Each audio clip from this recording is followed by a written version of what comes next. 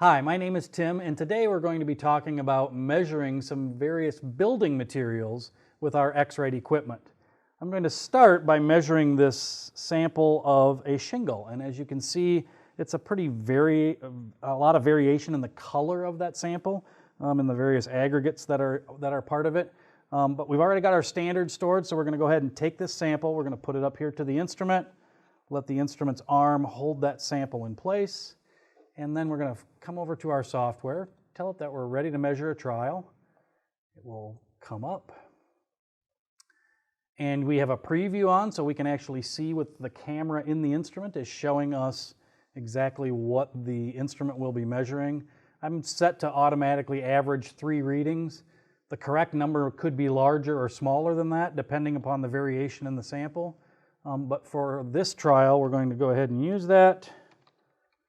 We're going to measure trial 2 here, and we'll go ahead and take our first measurement. And so it says press next to read. It's taking measurement number 1. You can see that it says measurement in progress here.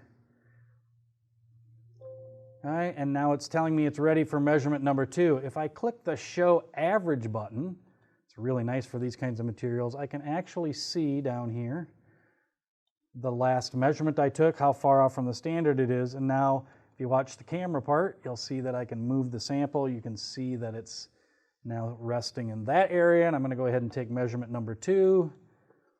Again, that information's being gathered by the spectro, sent to the software.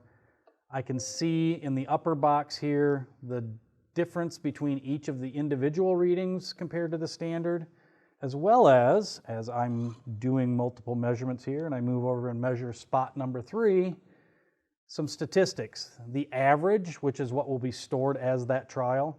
The range, to talk about how much difference was there between the lightest and darkest sample, for example.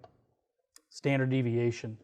So I can go ahead and close that, and we can see that I have a trial number 2 here, that measured against the standard, passed against that standard.